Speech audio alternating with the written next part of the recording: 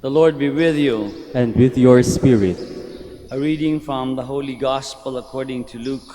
Glory to you, O Lord. It happened that there was a man full of leprosy in one of the towns where Jesus was. And when he saw Jesus, he fell prostrate, pleaded with him, and said, "Lord, if you wish, you can make me clean." Jesus stretched out his hand and touched him and said, "I do will it, be made clean."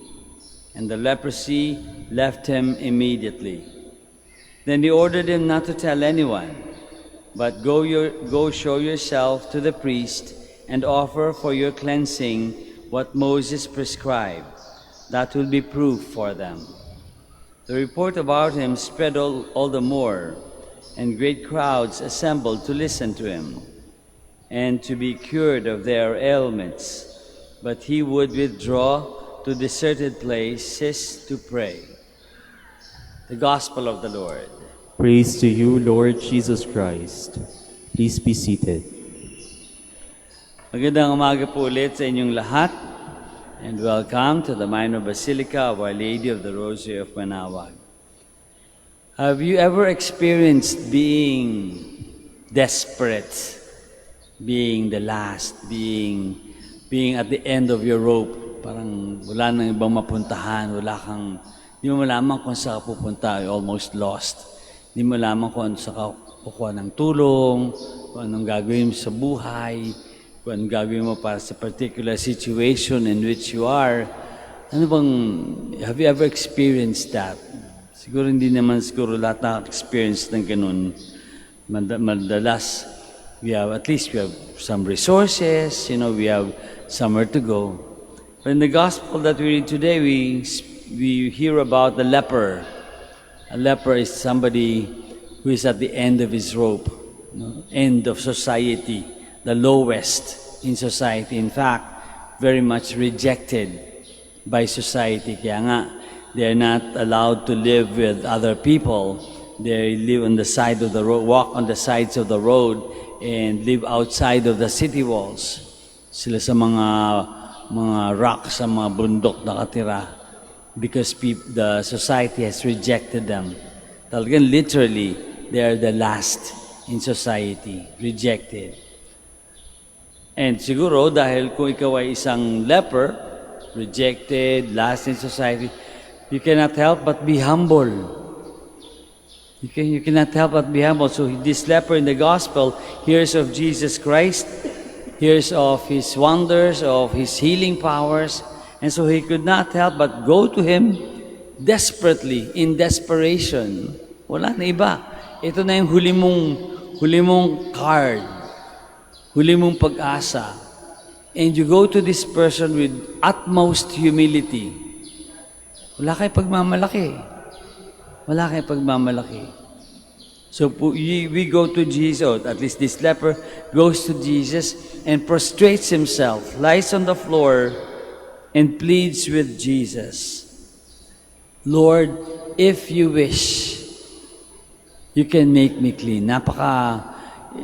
Napaka-klaro, napaka-linaw ng kanyang humility kasi the fact na, kumbaga parang imagine mo, parang halos gumagapang na papunta kay Jesus, and pagdating niya kay Jesus, he prostrates himself on the floor and pleads, not only asks, but pleads. Nagmakaawa. And sa kanyang pagmamakaawa, hindi lang pagalingin mo ako, meron pang napaka-importanting clause. If you wish, kung gusto mo lang. Sobrang baba na ng tingin sa sarili niya, no? He feels to be so way down in the levels of society. If you wish, make me clean. And samantalang, yun yung pinaka-importanting mangyayari sa buhay niya, to be made clean. And yet he still recognizes and gives in to the wish and the will of God. If you wish, make me clean. So, nagbibigay sa atin ng maraming tanong, no? Gives us so many questions that we can possibly ask ourselves. Una, pwede natin tanungin, who are the lepers around us today?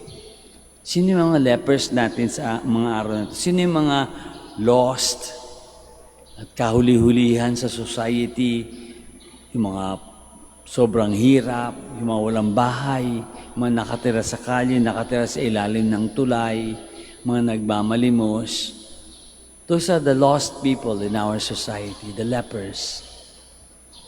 And the sick and the dying, they are lepers too. They are yung kahuli-hulihan sa ating society.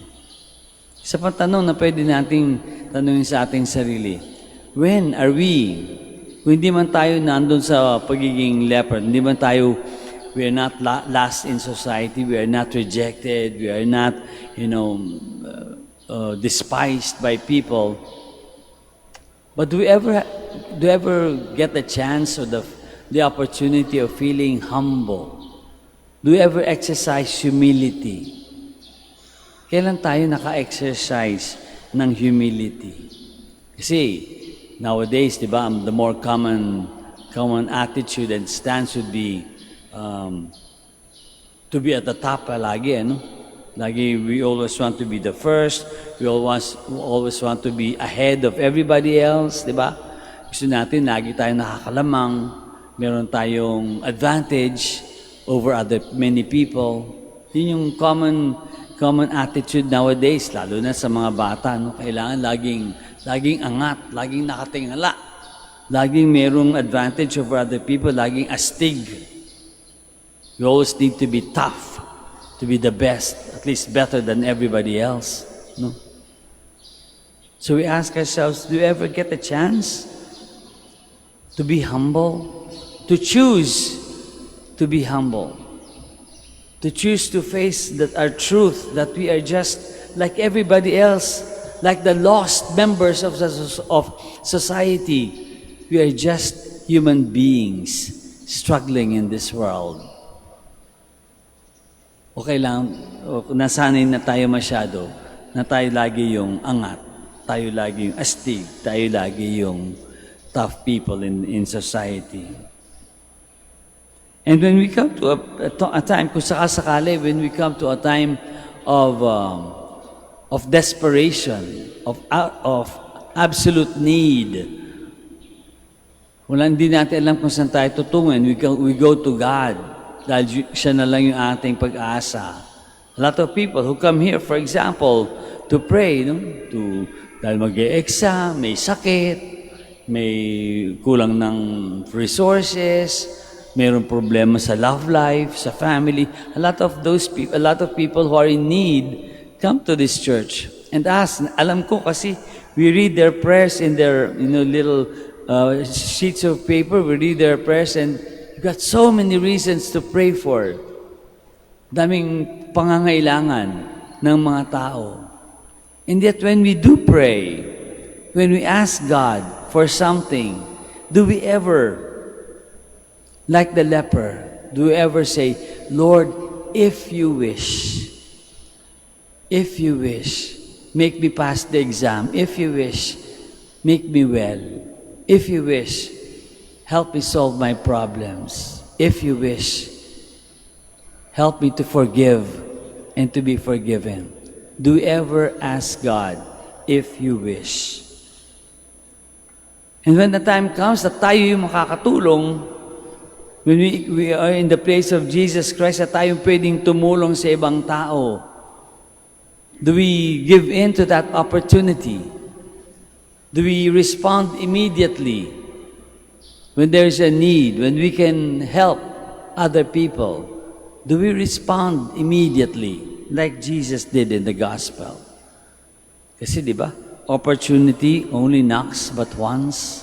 Paminsan-minsan lang dumadating yung opportunity. Kapag hindi natin nirespond, wala na, ubos na. Hindi naman natin mauulit yung opportunity na yun. Para siyang sa stream, no? It doesn't come twice. It just happens once. Do we respond to the needs of people around us or the people who come to us? Do we respond to their needs immediately? Daming lessons pwede natin tanungin, pwede nating pag-isipan tungkol sa gospel. We ask God's help that something changes in our lives. We ask God's help that we become more humble, that we become more compassionate to those who are those who are rejected or those who are lost in society. We ask God to help us to be able to help immediately, like Jesus.